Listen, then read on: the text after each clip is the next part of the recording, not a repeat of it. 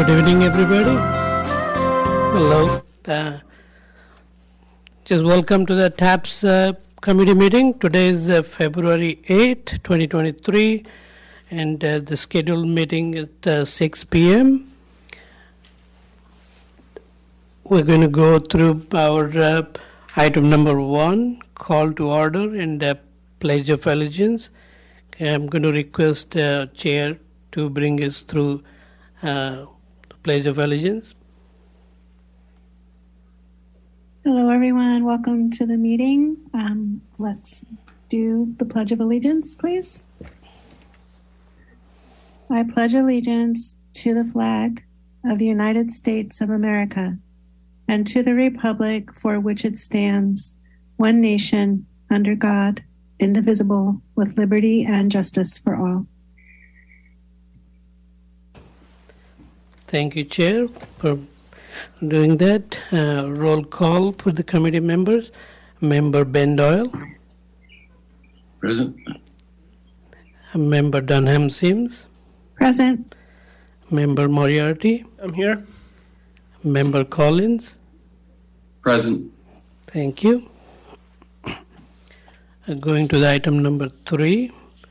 Item number 3 is the approval of the January 11th, 2023 meeting.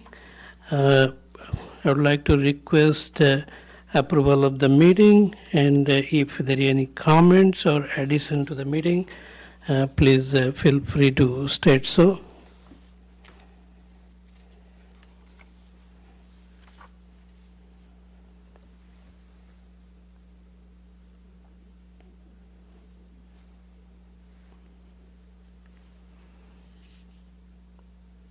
If there are no comments, can a member make a motion to approve the meeting?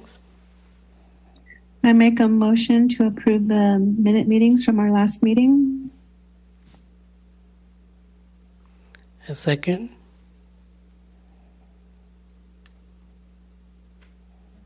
I'll second. Thank you. I'm going to do the roll call for approval of the minutes. Member Ben Doyle. Yes. Member Collins. Aye. Member Moriarty. Approve. Member Dunham Sims. Approve. Thank you. Next slide, please. Committee member reports. Does any of the committee member has anything to report to the TAPS committee?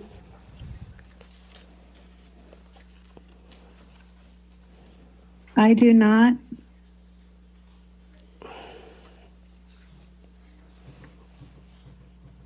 Any other members?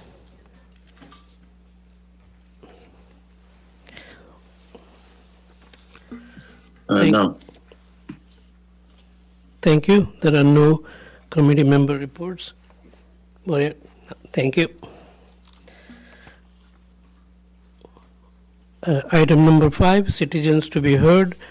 For items not on the agenda, please go ahead and to the podium. If you have anything to comment, please limit your comments to 3 minutes.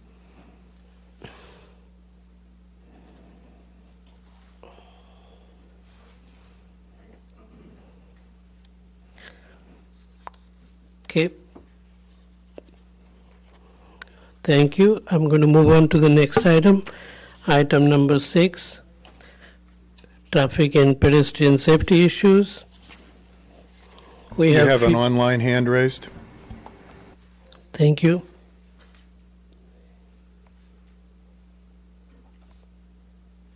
Go ahead, allow Ms. Rupert to unmute and speak. Good evening. Can you hear me? Yes, we can. Thank you. Thank you, Mr. I'm sorry. Go ahead. Are you going to speak at the item number 5, citizens to be heard? That's my question, sir. I just got a an update on a brand new grant, a transportation grant. And I see that you're talking about it in another part of the meeting. Can I introduce a new one, or is this, you want me to wait till you get into the grant area? I would prefer you wait until the grants, and maybe you can state your comment then.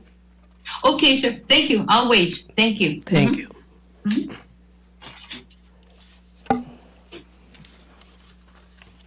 Okay, item number 6. We have few items under this agenda item. The first one is improvements on Mon Drive, Pinole Middle School. There are some conceptual plans the contractor had developed, consultant had developed, and we would like to get comments from the citizens or school or anybody in the public who would like to provide their feedback and comments on those options. I'll start with committee members here.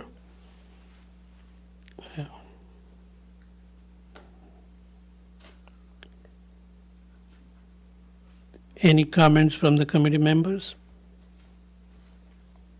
Sanjay, did you send us something regarding this? The conceptual plan is actually attached to the agenda packet. I can put it up on the screen.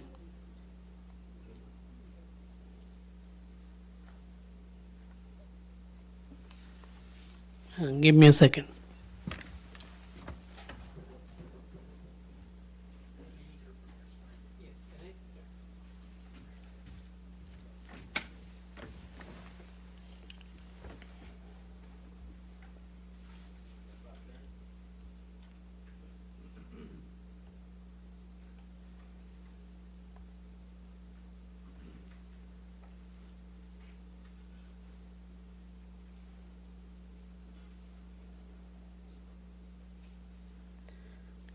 Okay. Are you able to see it? Yes.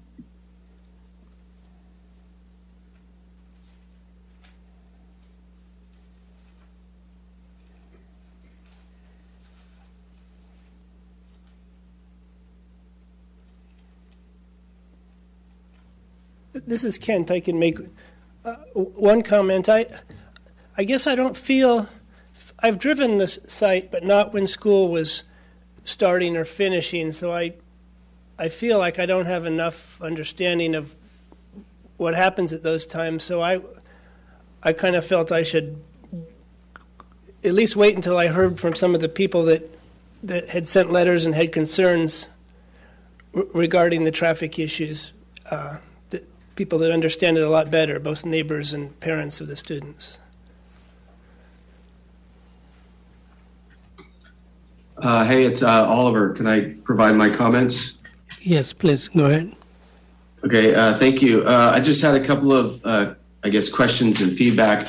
I think there is a need to create a design change in this. However, it doesn't incorporate, the roadway is probably not wide enough, but I didn't see any bike lanes.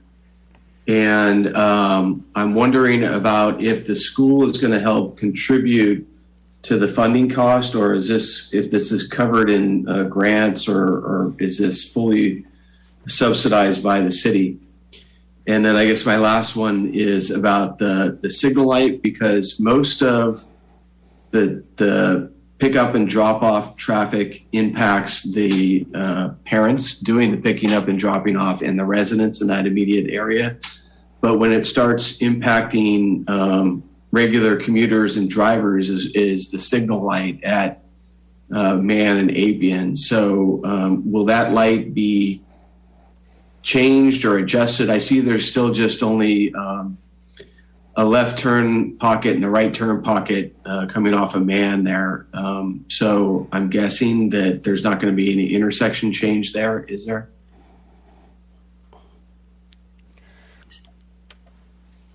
I can answer a few of those questions.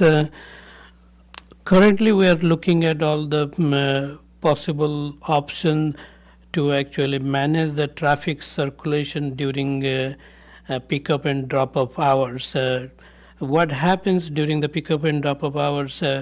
When I was meeting with the school to discuss this, there are two driveways in the for the school, and parents are actually turning into the school, taking a left turn to the driveway, and coming out of the driveway and taking another left turn to go on the Munn Drive, and that kind of creates a lot of conflict during the drop-off and pickup hours, and which really slows down and creates an unsafe environment during the drop-off and pickup hours.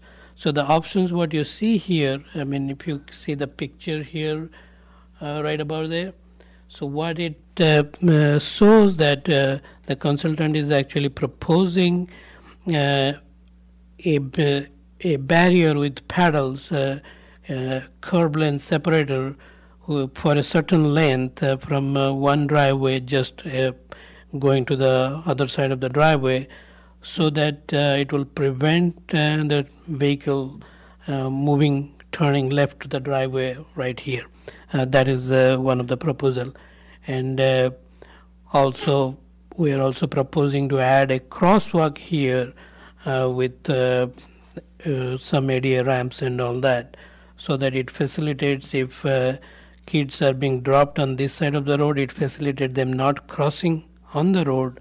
It will facilitate them to cross at the crosswalk, and there is an entry, the school gate here, where they can get into the school facility.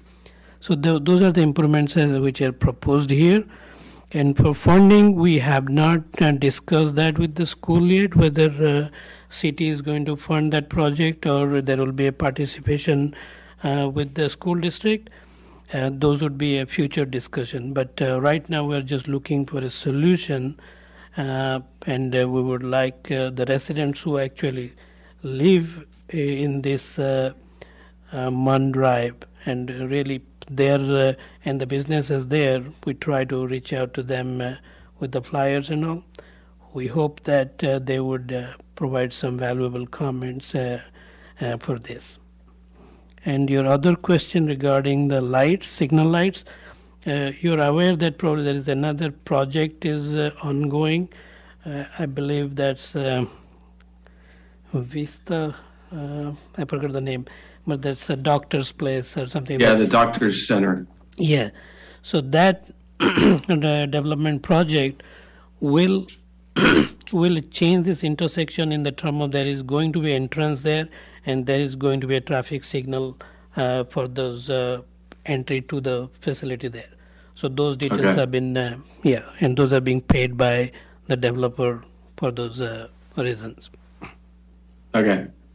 Yeah, I have gone through there for several years. My 3 of my kids went to school there, so at least 6 years of dealing with that. I'm quite familiar with the setup there, but I'm open to any suggestions or ideas that other people have. But I think that we can tap into safer routes for schools or other funding sources to try and help fund this project. Yeah, definitely. We'll look into those. Thank you.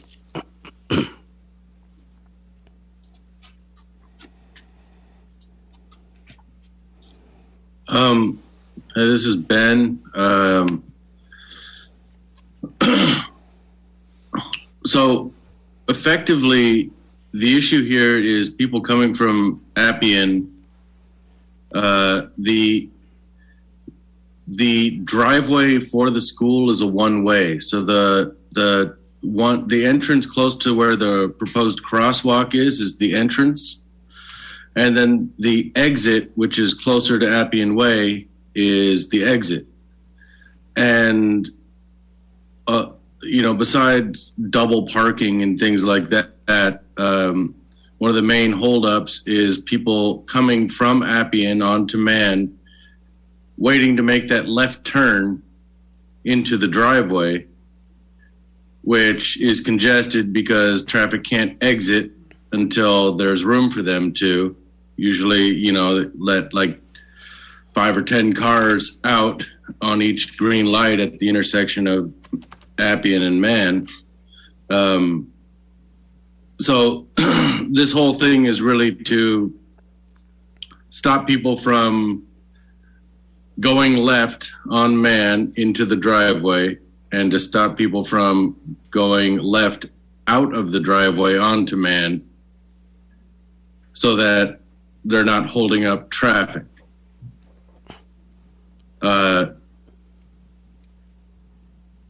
One concern I have is it being contiguous from driveway to driveway would prohibit anyone living or working at 1566 through 1558 from exiting their place of residence or business onto Man to go to Appian, which is probably where they usually need to go. And I wonder about unpacking the ultimate sort of solution with prohibiting the left turn from Man into the driveway, which would be that people coming from Appian to drop kids off at the middle school will need to go down Appian a block farther to Marlesta, go left there, and then up McDonald to Man. And I wonder how much that has been dug into, or whether, I don't remember the name of the street, the first intersection, if you're driving on Man from Appian, sort of, what would that be, northbound? That first intersection, the alternative to going all the way to Marlesta and then up McDonald to Man is to do a U-turn there. I wonder if, things like a traffic circle there to accommodate U-turns and through traffic has been considered, because that's where we're redirecting traffic if we're cutting off the left turn into the driveway. Thank you. Thank you for comment. No, we haven't actually looked at the details whether a traffic circle is needed further down there. The idea was to currently there is one intersection where I believe the drivers can make a turnaround, but but we haven't looked at a traffic circle or anything for this effort.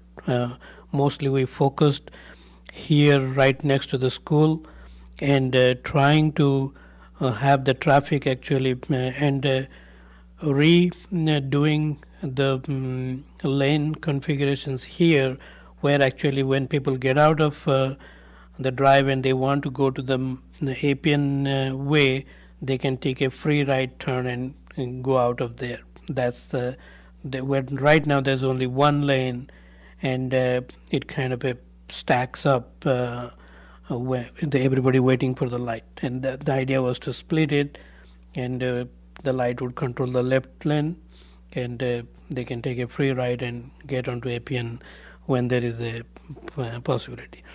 So, but no, I would discuss this with the consultant to see what is the volume of the traffic that can go and turn around up on Mon Drive. Thank you.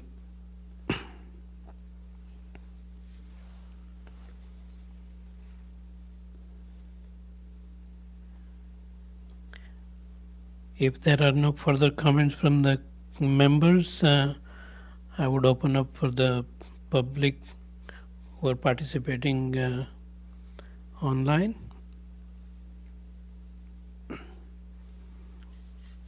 Dave, would you mind let Lewis unmute and speak?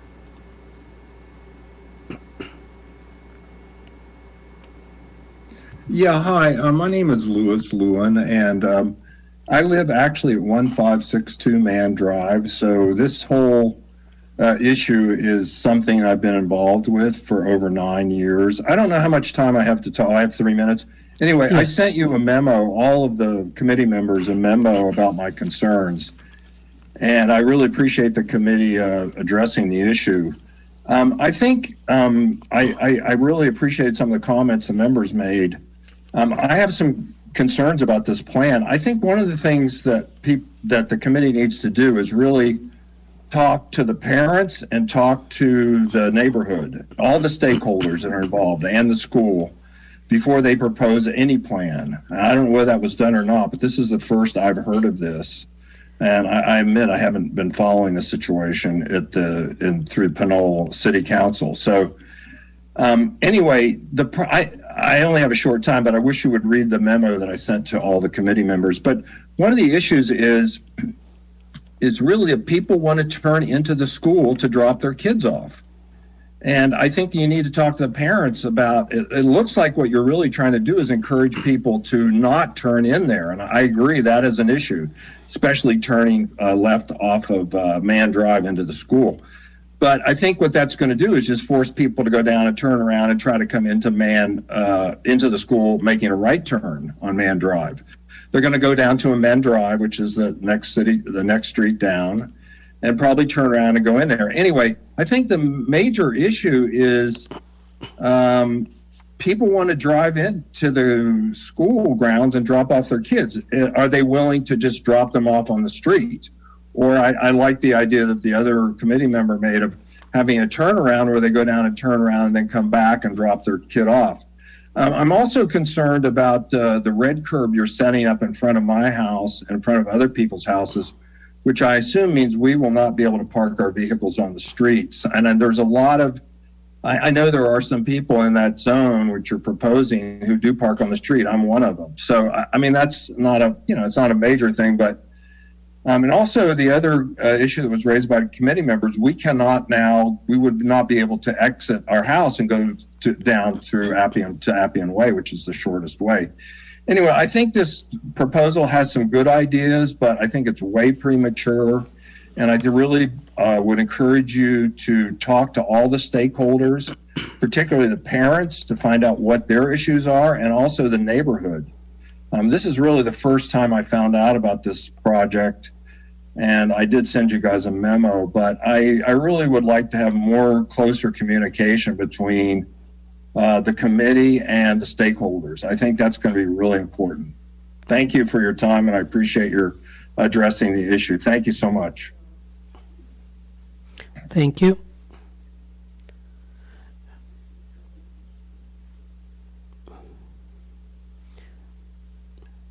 Okay, Ms. Rupert, you can unmute yourself. Yes. Can you hear me? Yes. Thank you.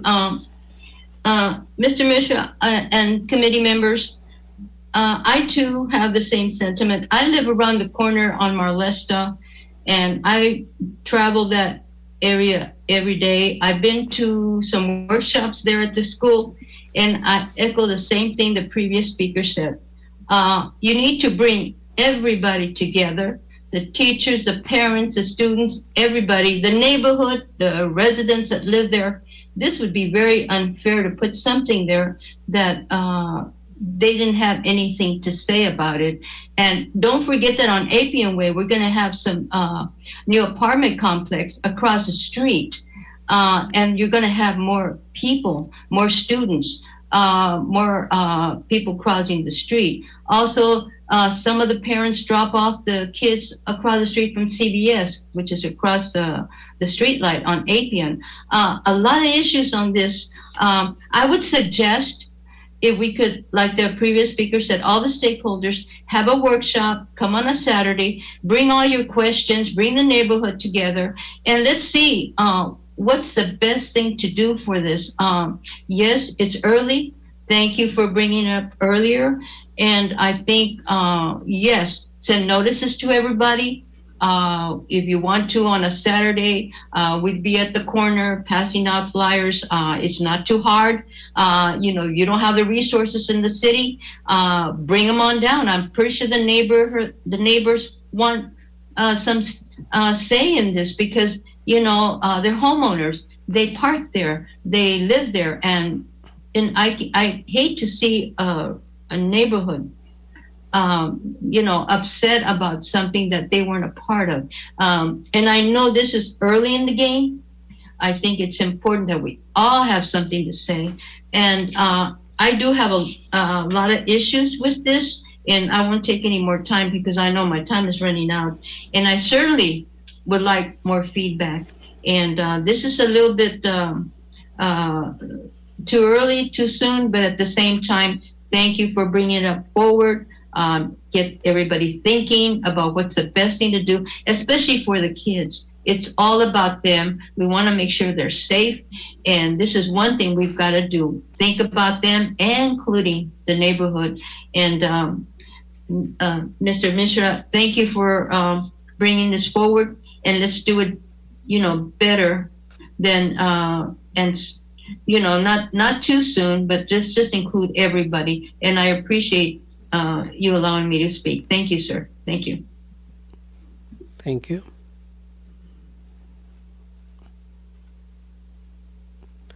Dave, for the next speaker, and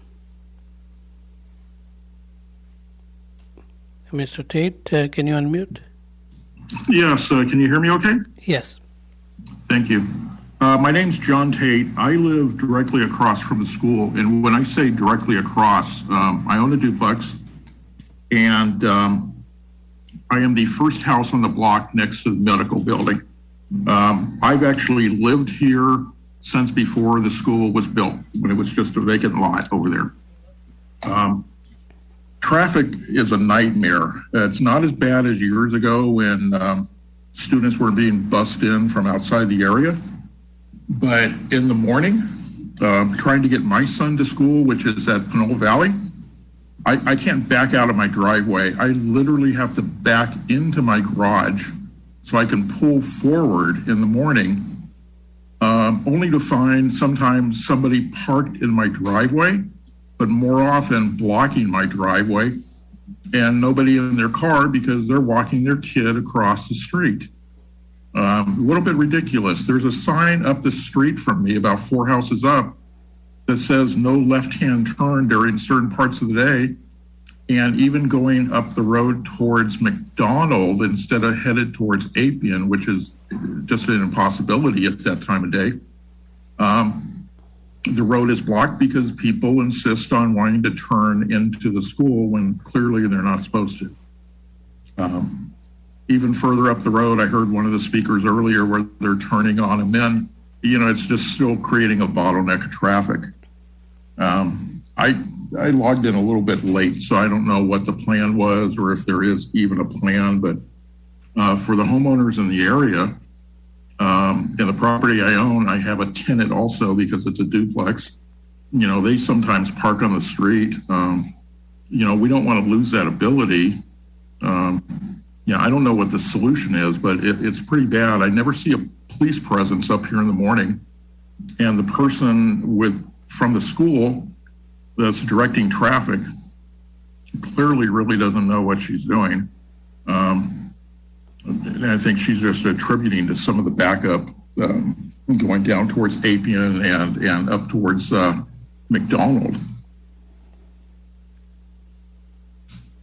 And then it's almost the same way. I never try to come home at 2:30 in the afternoon. I'm going to be met with the same nonsense on the street with all the traffic.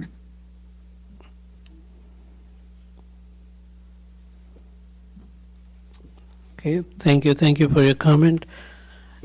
I would like to just let Mr.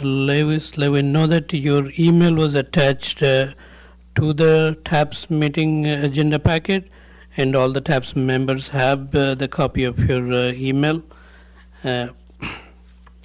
Okay, I just also like to clarify one thing regarding reaching out to people. We had actually sent flyers to all the people who are living within 500 feet of the school regarding this meeting, today's meeting, and the discussion on this. We have talked to the Pinole Middle School. They have the details of the conceptual plan, and we had advised them to tell the parents, and which I believe they did through their communication channels, to be for today's meeting. And I did have some communication from the school regarding their comments on this, asking for further elongating this proposed curb lane separator further up towards, I believe, the McDonald Street. And just one more clarification, the curb lane separators, the way the consultant was envisioning is that the residents who live on Mon Drive should be able to drive over that to make a left turn to go to APN, and those paddles, where the driveways are, those paddles, sticking paddle would not be in front of their driveway, so that they can just drive over the curb. Those curbs are not very high. You can drive over the curb and make a left turn. Okay.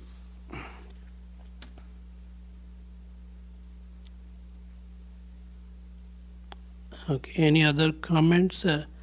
I still see Mr. Tate's hand up. Dave, can you unmute him?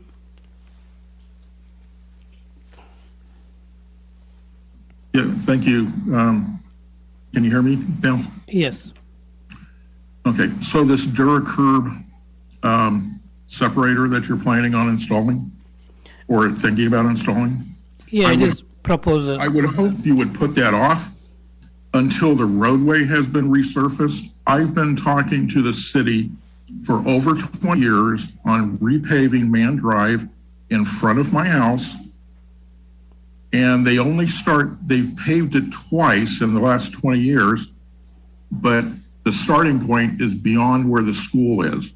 So the roadway in front of my house and in front of my neighbor's house and in front of the businesses is in rather poor condition because the city basically refuses to have that area paved because of the school and because of the businesses. I don't know why they can't do it on a weekend. None of those businesses are open. They're medical offices on a weekend. The school certainly isn't operating on a weekend. And the roadway there is just really in need of paving. And it would make sense to have that done prior to having this permanent barrier put in. Okay, thank you for your comment. This is still all, these are, in the design stage. We are really getting comments from people, so I don't have a timetable for when this is going to get done. And the road is definitely another subject, and I believe if we have to put all this, that stretch of the road, we hope to repave. So.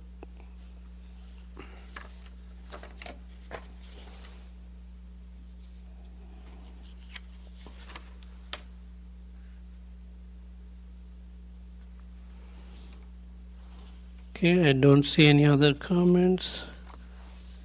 Let me just go through the.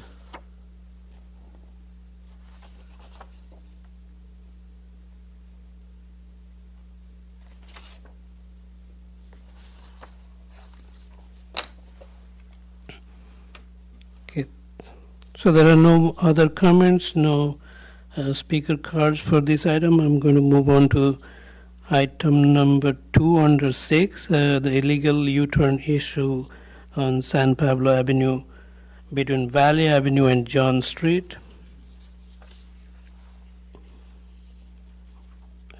This goes to the next slide. Yes, thank you.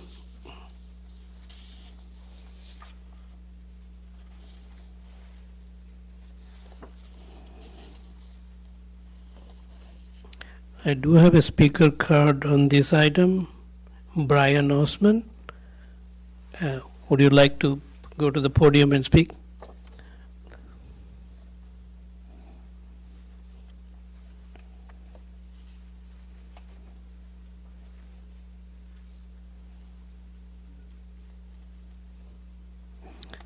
Please go ahead. Is it on now? Yes. Okay.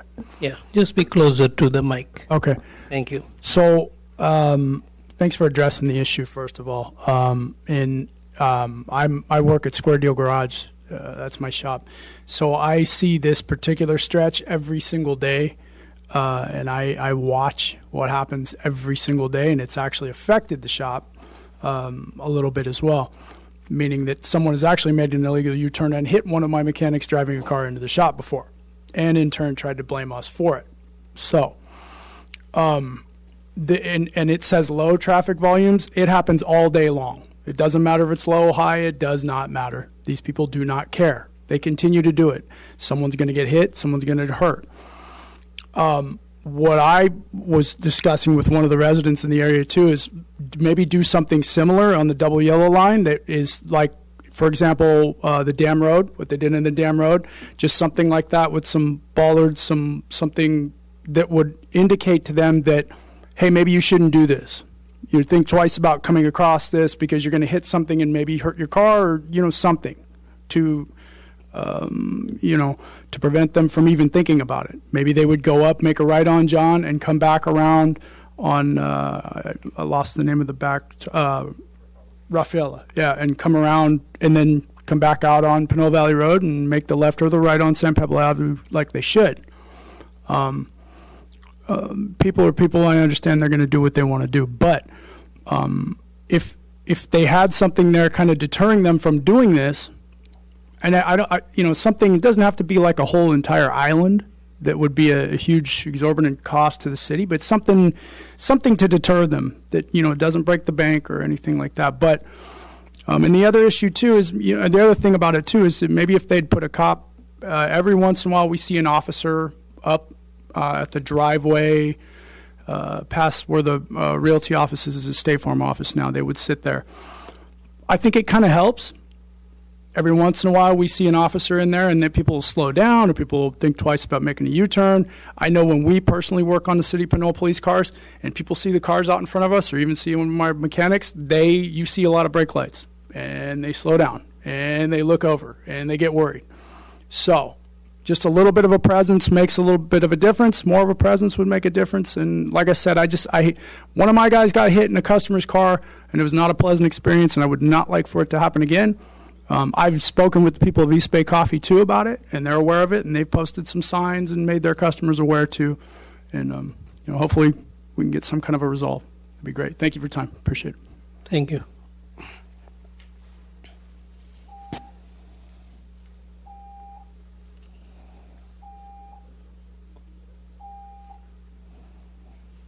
Mr. Bender.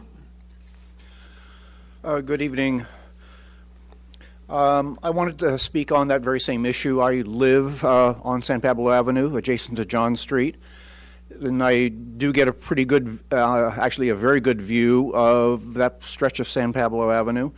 And I will echo what Brian has said, you do see a lot of U-turns being made there, and it happens anytime. During morning commute, during midday when it's supposedly less.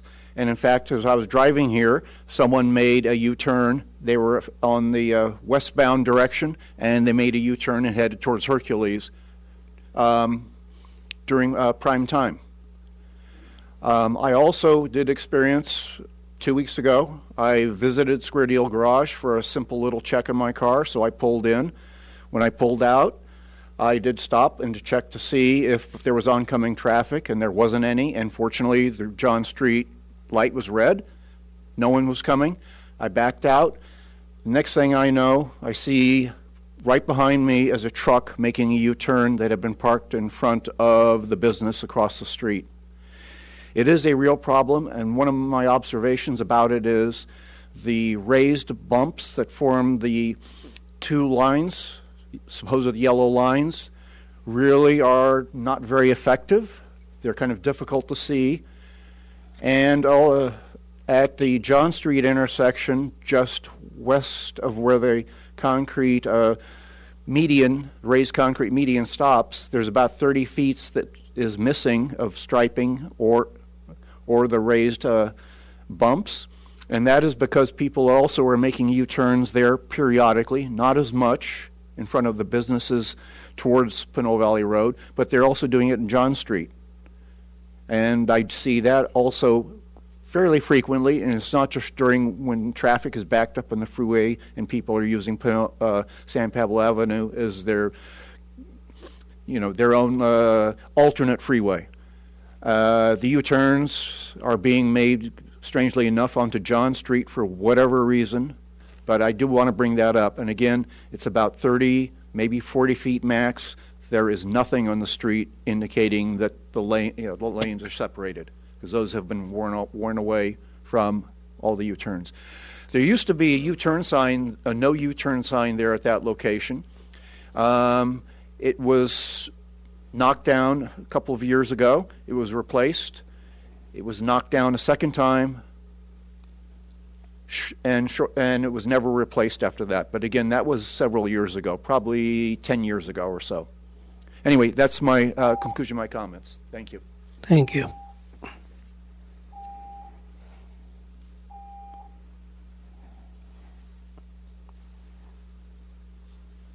I have no public comments in person here. Whether the committee members would like to discuss this item?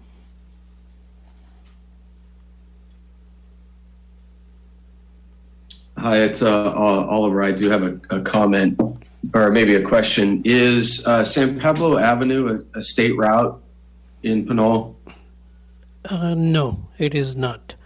San Pablo Avenue used to be a state route, but I believe those Caltrans has handed over the San Pablo Avenue to all the cities it passes through, so it is not a state route. Okay, so then I guess we're kind of boiling it down to a enforcement component or an engineering component consisting of flexible bollards. And I mean, it makes sense, but I think we really need to know what the collision data and the traffic warrants suggest on something like that. So maybe if the city was interested in entertaining something like that, we would do a little bit of research on, how many collisions and how many injury collisions, and if the traffic warrants justify that kind of investment. That's it for my comments. Thank you. Thank you.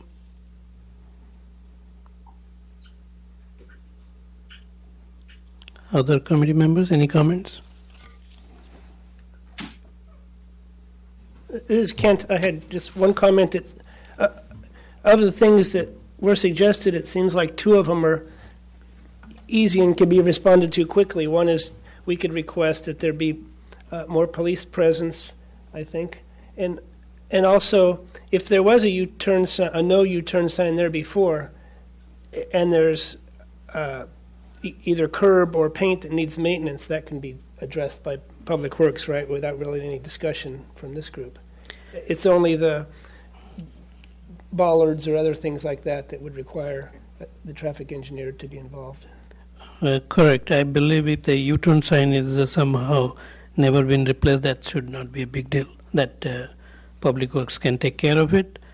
But the bollards and all definitely would need some more investigation and a little more legwork before we can think of those solutions for there.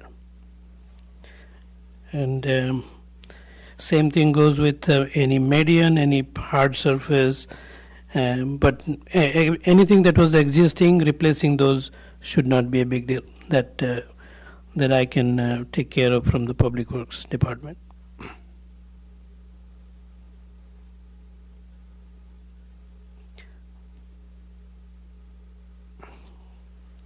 Has the same thing that was proposed on Man Drive been thought of for that, to discourage U-turns but still allow people with a driveway on that block to cross over it?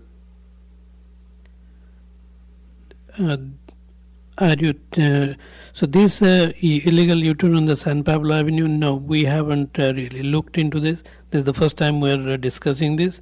So there is now no evaluation of those details have been done here. And I wasn't clear about in between. Are the U-turns happening at the intersections or in the middle of the block? It seems Yeah, Brian, he's saying it's all the way, whether it is intersection or wherever there is no obstruction between the opposing traffic. Yes. Good.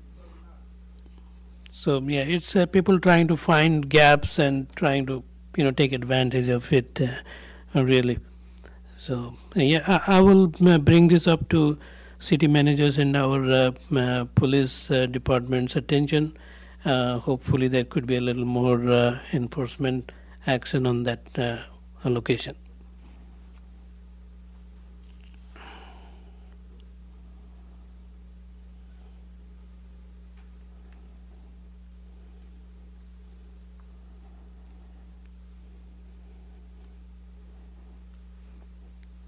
If there are no other comments or discussion on this subject, I'll move into the next item.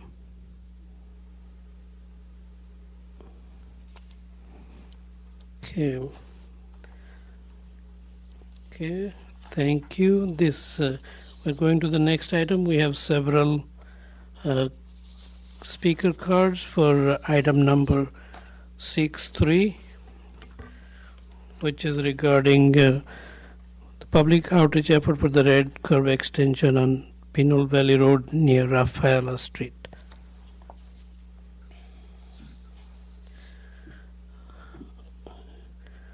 I'm going to just ask, call the names and not any order. Gail Glenn, if you can go to this podium.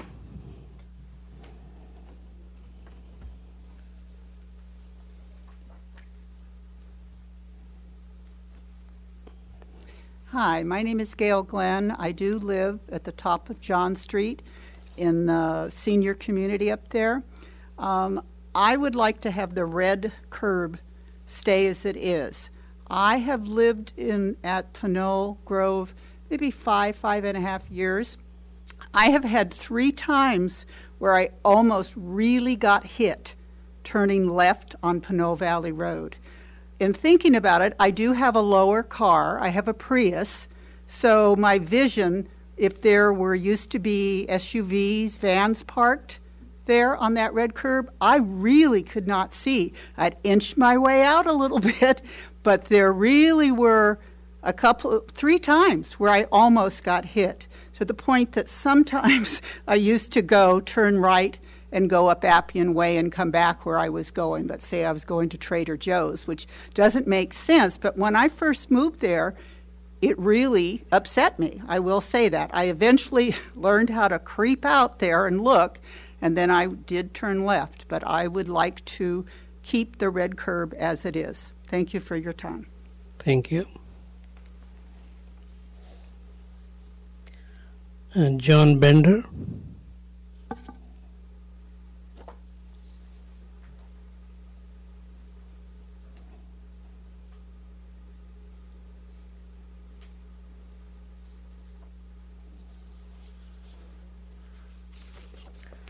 I'll just keep this very short and sweet.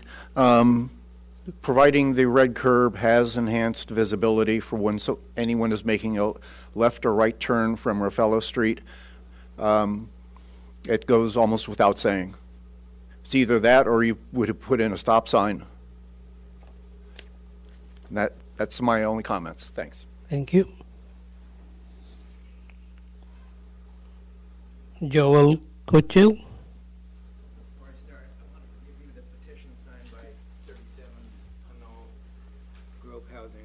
Supporting the maintenance of that red curb marking, so that's okay. Signed by them, supporting the maintenance of the red curb marking. Okay, thank you.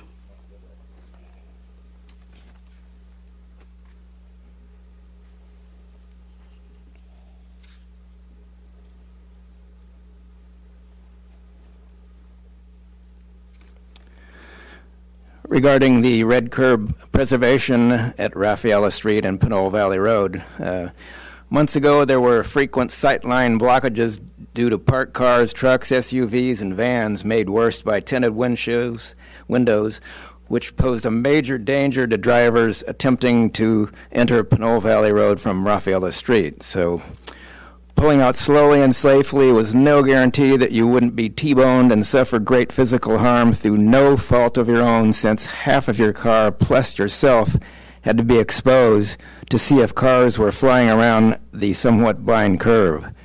So you were a sitting duck in effect.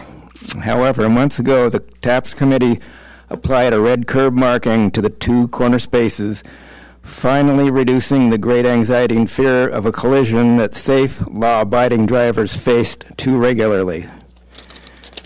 This decision should have been considered settled law, and any objections to the TAPS decision and any reversal of it would be a reestablishment of a kind of a clear and present danger of sorts. So anyone objecting to the necessary clear sightline finally established most likely never had to enter the intersection when the sightline was blocked before the red curbing was established. So getting T-boned would cause great physical trauma, financial insecurity, hospital bills, and more. And to add insult to injury, literally, you would be cited technically at fault, plus have your car insurance raised if you could still drive. So my earlier pre-red curb marking photos, both with and without parked cars, plus a detailed diagram of the line of sight blockage, helped convince the TAPS committee to paint the 2 spaces red. So the TAPS committee carefully considered the issue, studying DMV requirements before deciding. So in conclusion, it's better to save a driver's life than 1 or 2 parking spots. So please do the right thing. And I want to thank the TAPS committee for their efforts, especially Sanjay for eliminating a dangerous situation and helping me along in the process. Thank you. Thank you. Matt Avery.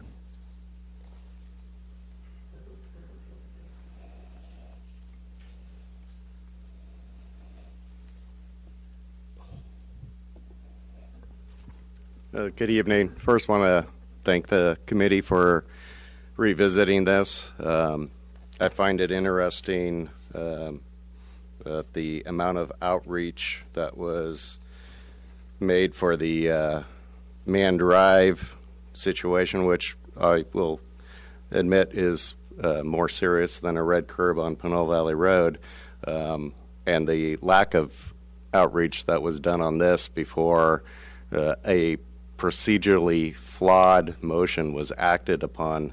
I appreciate neighbors being here to speak out. I was hoping that the committee would have some answers to questions. Originally, the motion included community outreach to the adjacent properties beyond the church. How many residents and businesses were contacted in the area? What was their feedback? What were the solutions that were considered? What were the disadvantages and advantages of such? Of one which I think is one of the safest is reopening left turns from John Street onto San Pablo Avenue so those residents up the hill can make a left turn onto San Pablo Avenue through a fully controlled, through a signal light, rather than entering or making a left down on Pinole Valley Road from Raffaella Street. Some of my neighbors talk about sight line for that maneuver, turning left onto Pinole Valley Road. What about the sight line for the residents in the area where those vehicles that used to park in front of the church are now parking on the residence area? Was any consideration given for the impact on the residents and the sight line that is now created with those vehicles on the resident side? And I would add, what's a higher risk? Going forward, making a left turn from a stop sign, or backing out of your driveway with limited sight line?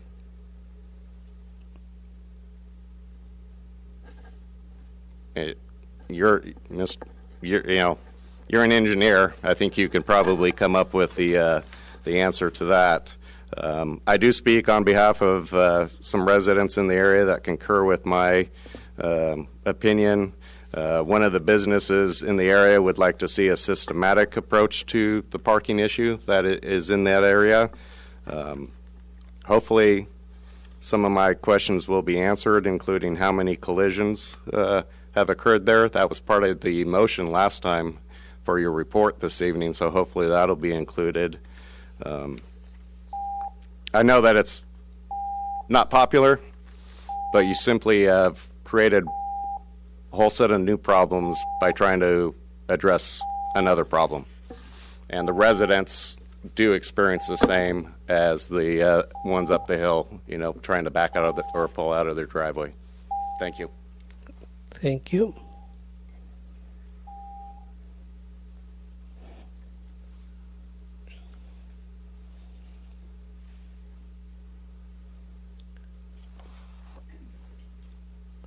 Marilyn Huff.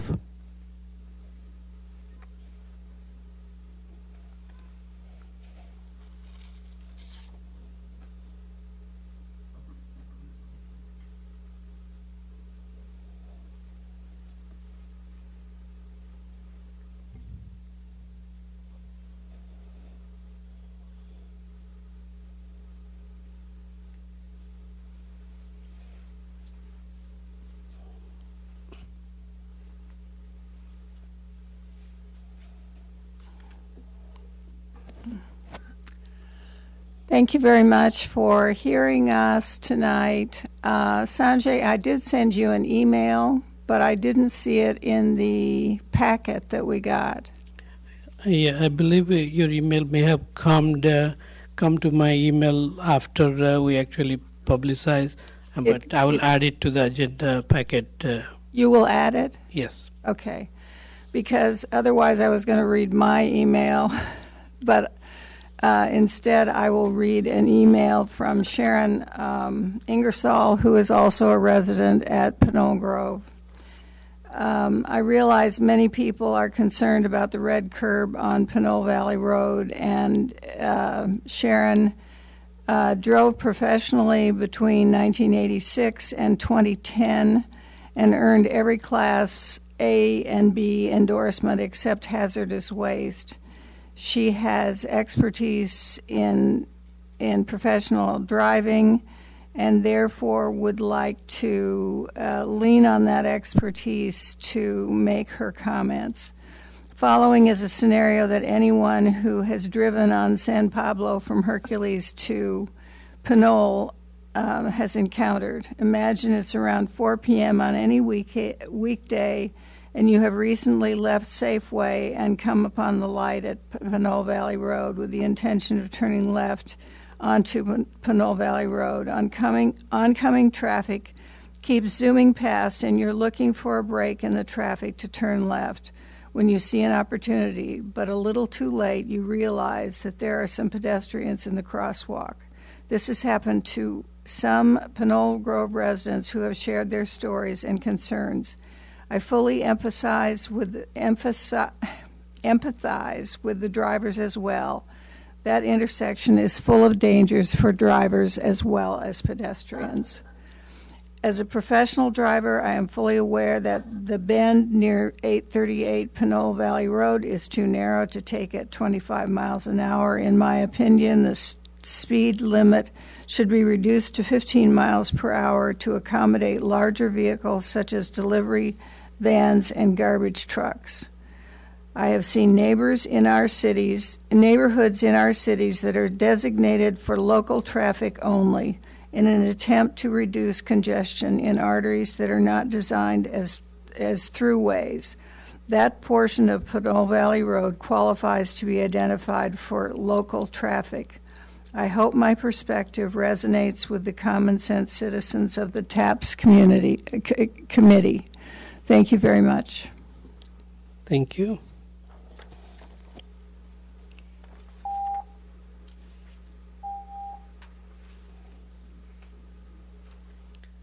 Dana Frederick.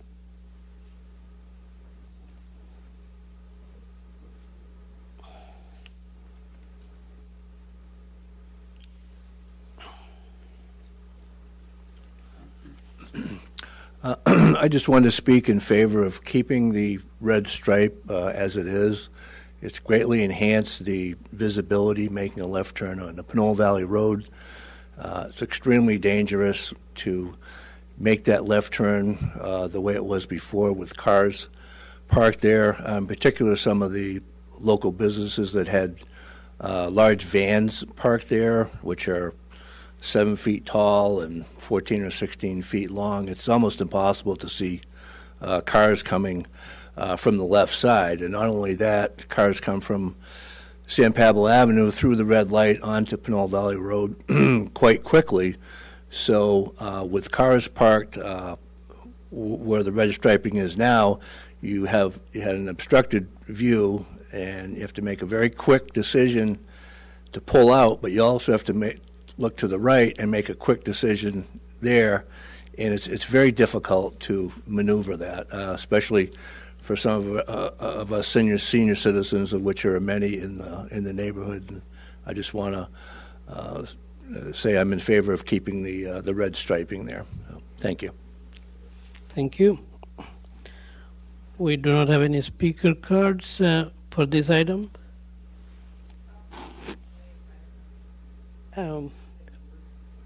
Yeah, would you mind filling up a card? Just.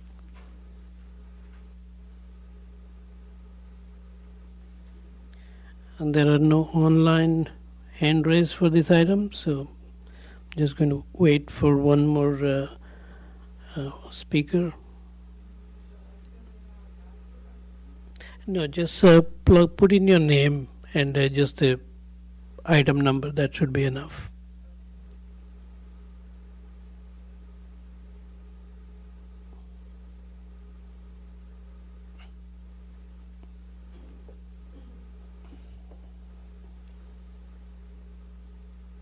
Thank you. Mary? Thank you.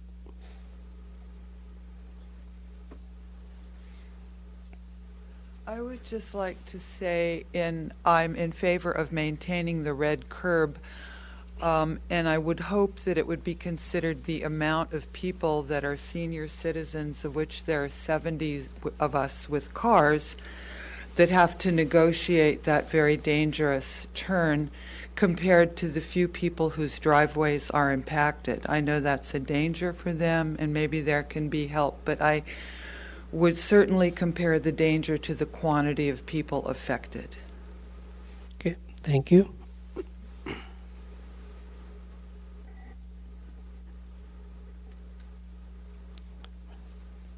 Okay, the committee members would like to discuss on this subject.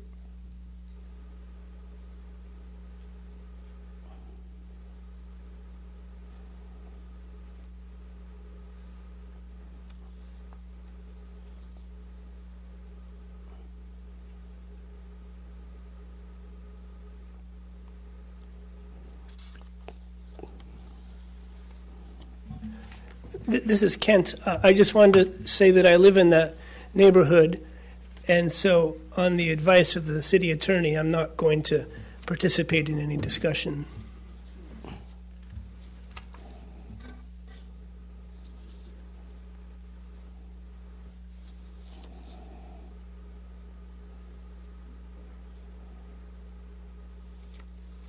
Sanjay, I don't think we're looking right now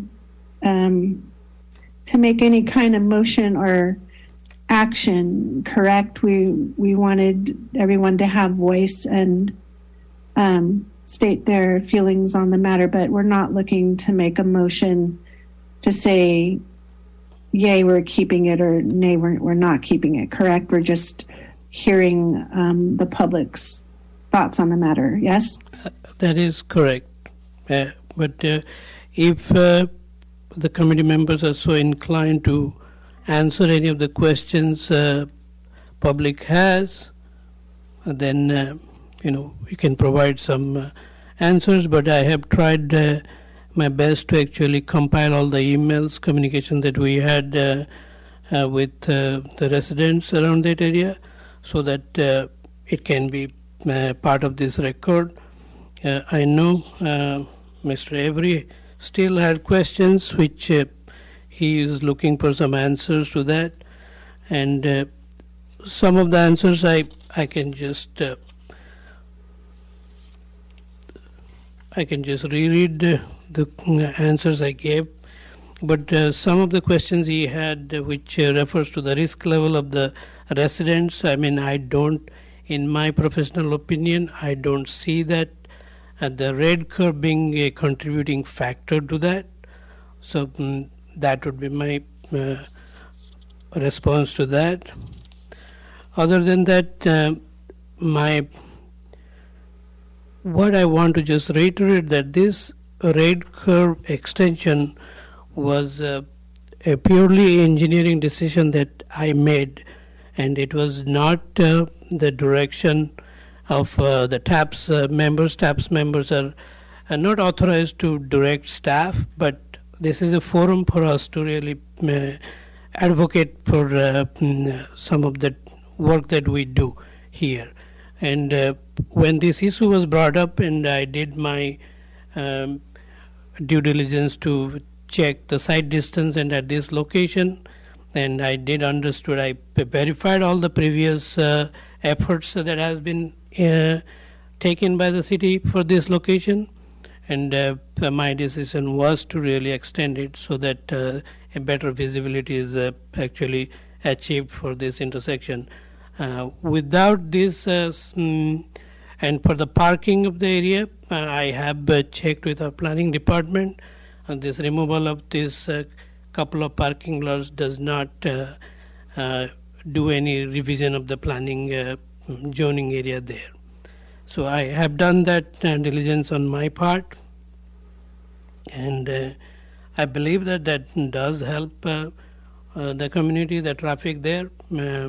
There are, yes, overall, if I had to look at overall traffic at John Street and all, that would be a much bigger effort, would require a traffic study to really see whether this a simple solution will work, or we have to go and do a complete traffic study. So those would be my comments and response to the questions, and that I just wanted to make sure that I just did that in a public forum so that it can be recorded. So if there is no further discussions from the committee members. I will make a quick comment, Sanjay. I've sat on this committee since its inception, and over the years, many times, folks who live on the stretch of Pinole Valley Road between San Pablo Avenue and Tenet have come raising concerns about speeding. There specifically were people who were coming saying they could not back out of their driveways safely for various reasons. It seems like that little stretch of road is just kind of wrought with issues. Largely, I think it's narrow and it's on a curve, and there's a whole bunch of things fighting against it. So we know that area is a problem spot for speeding and various and sundry other things. And I was reviewing some of my old meeting minutes, and the issue of the corner of Rafaela at Pinole Valley Road was brought up in 2017. And at that time, I do remember there were other options proposed for, trying to do something at this corner. And beyond that, I really can't speak much to it. I think we're in one of those situations where we can't make everybody happy. And I agree with Mr. Avery in that we do have to look at, one danger versus another, but clearly the need for the red striping was necessary, and it has improved safety for a large number of folks who live in that neighborhood, taking out parking spaces and creating other issues I absolutely do not have the answers or the solutions. I just know we can just do one thing at a time. There was a big problem, and it seems like there's, been a reasonable effort made to help correct that problem. And thank you, everybody who's come to speak one way or the other.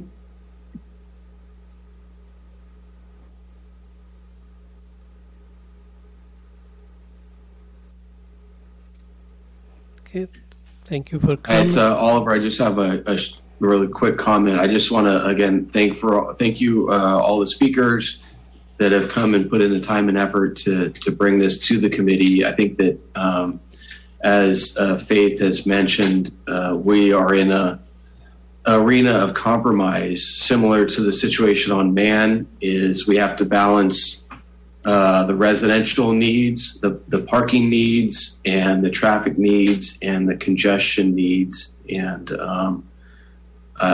we don't have the answers, and we are a committee, a recommendation committee, but it's something that we hope that the residents will continue to be involved in and provide feedback. And, if something changes and we are able to make the roadway safer while increasing street parking for the residents, then of course that's a win for everybody. But I don't think we don't have the solution yet.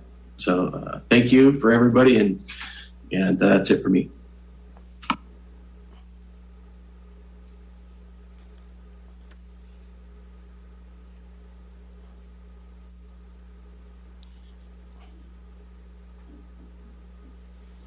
Thank you. If there is no more comments, I will move on to the next slide. This is a list of traffic issues that has been discussed and status. There's a bunch of work for us to do. So I just would like to add that the local road safety plan for the city is going to get finalized pretty soon, and some of the roads and intersections, those are identified on the local road safety plan.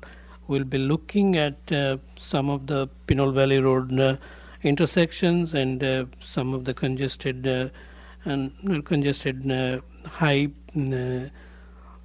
injury corridors, and maybe hope that we can improve that portion of Pinole Valley Road during those projects. Next slide, please.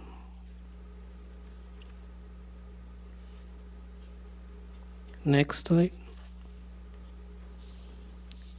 Okay, next one. Okay, next, please. So item number 7, staff updates. Next slide, please. Public Works is currently working on 2 projects, which are the APNY and Marlesta Road intersection project, which is under construction right now, and most of the submittals are in place, and we are working with the contractor for some field work pretty soon. Pinole Valley Road improvement is currently under design, and we have not completed the design. It is still part of our ongoing CIP project. This is Kent with one CIP question. A few meetings ago, this group recommended that the pedestrian bike path between Sarah Court and the pedestrian bridge behind the Jamba Juice and Trader Joe and all that be that we asked that the City Council recommend adding that to the next CIP update. And I guess that's going to be, it wasn't this yesterday, so I guess the next time is the 21st of this month. That would happen? Yes, we're actually preparing the CIP update plan for CIP update in the quarterly update for 21st, the next 21st. but I'm actually working on a TAPS recommendation for a few of the items that I'll bring it to the council for their consideration. This is not the new CIP yet. The new CIP will be actually maybe done at the time of the budget, which is June, and that is the time I'm going to include. So April is when I'm taking all the TAPS recommendation, and it will be included in the next CIP. There's a CIP update around now. Yes. And isn't that what we requested of council, that they could, because it's been updated, that our request was that they add funds for the maintenance or repair of that path to the update, not the new CIP, I think. Okay. Oh, so you're basically probably asking for operation and maintenance funds for that trail. Yeah. I just remember when the solution to the crosswalk fatality on Tennant was that next time there was a CIP update, which is about now, that's when the request would be to council to add that. And I thought what we voted for regarding the maintenance or repair of this ped bike lane at Sarah Court was that we would do the same thing, that we would ask council to add that at the update and not wait for the whole new year's. So is my understanding correct? I mean, is it the bike path in the trail behind the school there? The trail, the asphalt trail between Sarah Court and the pedestrian bridge between the high school and the Trader Joe's shopping center parking lot. Okay. So I think we did talk about that. So from the bridge to the Sarah Court is in the city property, and the other side is not. After that, it's not. Okay. I think I can ask for so it is not going to be a CIP project. It's most likely be a operation and maintenance budget. I will add that to the request there. Great. Whatever it takes. Thanks. Yeah. Thanks.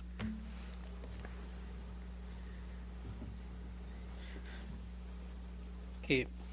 Thank you for that.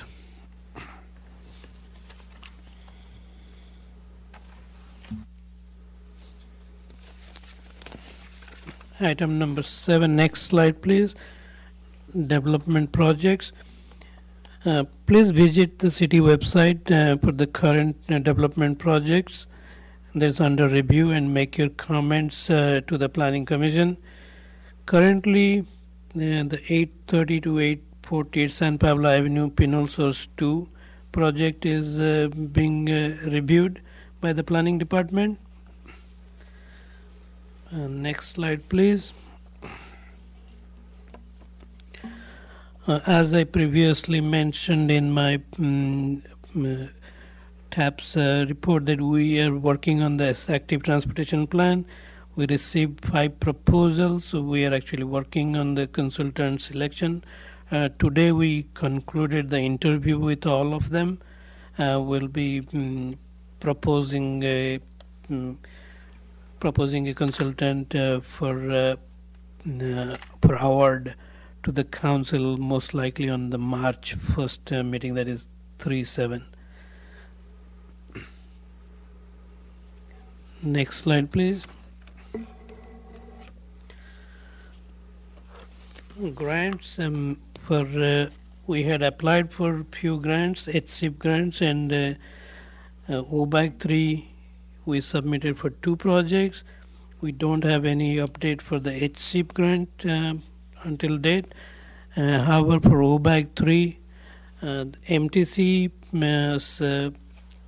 has adopted a plan where we expect to receive roughly about $1 million for one project that we submitted 2 projects, but a confirmation we have not received. But MTC's agenda for January 25th did include one of our project as the recommended project at Tennant Avenue and the railroad for the Bay Trail gap closure. So hope will, it most likely is the good news, and hopefully we'll get a confirmation from CCTA soon. Okay. So there's some online hand raised for a comment. Ms. Rupert, Dave, can you unmute her? Yes, good evening. Can you hear me again? Yes. Thank you. Yeah, I've been really looking forward to giving you all a lot of information about grants. I'm very, very researching grants. But one very interesting one that came up to me, and I had to tell you about it, it's the Contra Costa County Transportation Projects win federal grants. We are receiving at the county 29 million of the 133 million in grant money awarded to the state by the U.S. Department of Transportation Safe Streets and Roads for All grant program. The money will support 50 initiatives across the state to improve roadway safety, according to U.S. Senator Alex Padilla and Dianne Feinstein. Safe Streets and Roads for All is a new program created by the bipartisan infrastructure law. The money will go towards 5 Contra Costa County projects, according to Lindsay Willis, the Director of External Affairs for the Contra Costa Transportation Authority. Mr. Sanjay, what it is a project is considered to be regarding upgrading pavement, installing, enhancing traffic signals, all about traffic.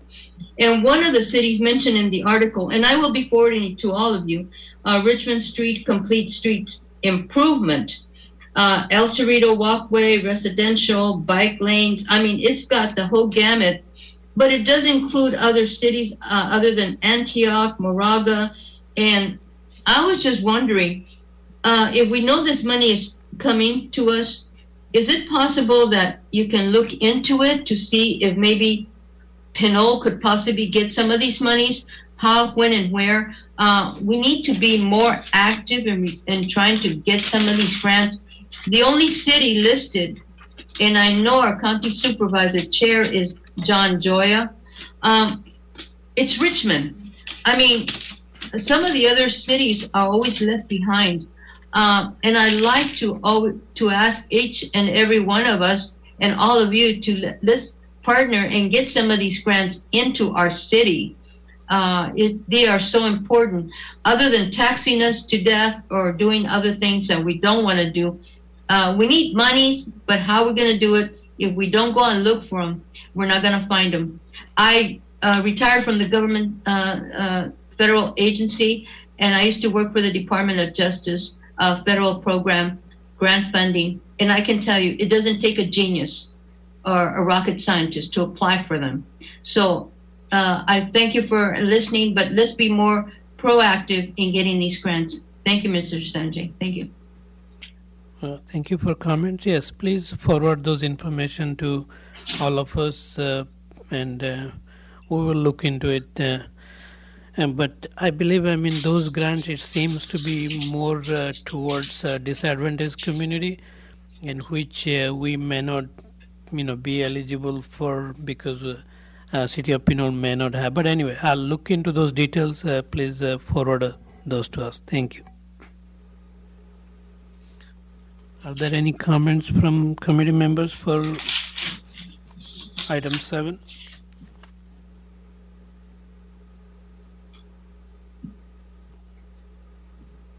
I just had one. We had some public comment about wanting some kind of organized discussion about the traffic issues that concern them. I don't know what the impression is about what the committee does, but what the public sees here in these meetings is all of what we do as a group. We don't meet aside from the public meetings. And as far as organizing, community groups together to discuss and create ideas or opinions about an issue. I don't know. Is there anything that we can do to help facilitate that, or should we encourage citizens to try to organize that and then bring what they come up with to us? I remember you actually requesting an item to bring it to the council, which I have noted down, and I'll be recommending to the council for having some funds or some advertisement or some kind of outreach from the TAPs, so that I'm going to bring it to the council. I have agendized for April that item, and that I remember. But other than that, if you would like, or any citizen would like to have their own outreach and bring issues back to this committee, I don't think there is any issues with that. I had a comment, Ben. I think that's a great idea. And I remember before I was on TAPS, but when Faith was on TAPS, you guys did some like site visits, I remember. Is that true, that you guys would go out, meet, and look at things and bring that back to TAPS? Yeah, it was as things came in, Dean would organize us and we would go out all together and go look at things that were brought to the committee for public concern.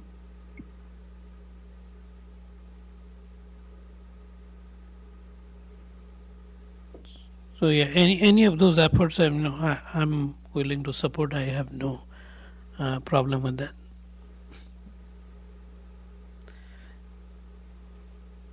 Yeah, if the committee members would like any support from me, from Public Works, please let me know.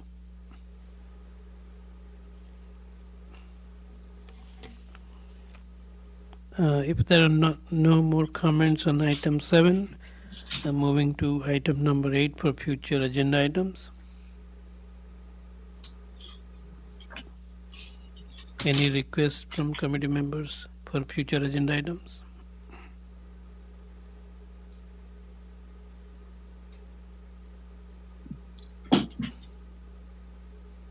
I'd still like to see some kind of attention brought to the ability crossing the Highway 80 on Appian via bicycle or wheelchair.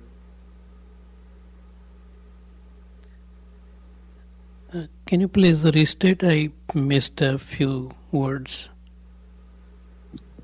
Crossing the freeway on Appian via bicycle or wheelchair. Okay.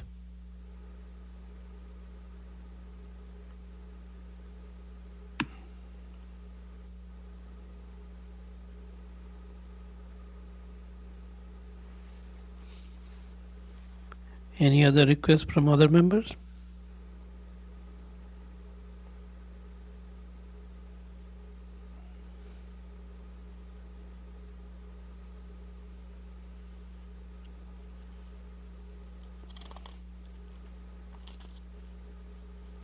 If there is no more requests, moving on to item number 9, adjourn to next meeting. Request chair to adjourn the next meeting to March 8th. All right, thank you everybody for joining us and taking the time to come out, and we will adjourn to our next meeting on March 8th, 2023 at 6 p.m. Thank you. Thank you, everyone. Thank you, everyone. Have a good night. Thanks.